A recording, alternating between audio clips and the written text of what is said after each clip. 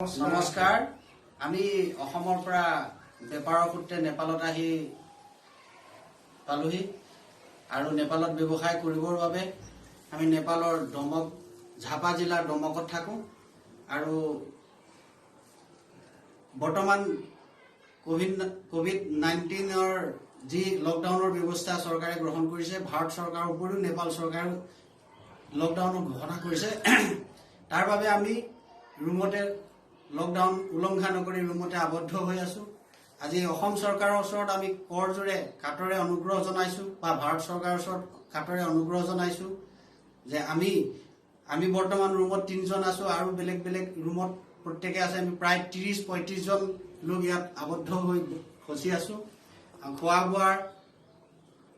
অসুবিধাৰ কাৰণে বিভিন্ন সমস্যাত পৰিছো বাহিৰলৈ ওলাব নোৱাৰো দোকান বজাৰ বন্ধ হৈছে আজি নেপাল চৰকাৰেও কঠোৰ ব্যৱস্থা লৈছে তাৰ বাবে আমি অসম চৰকাৰৰ ওচৰত কৰজোৰে বিনম্ৰ অনুৰোধ জনাইছো যাতে আমি উদ্ধাৰ পাব পাৰো।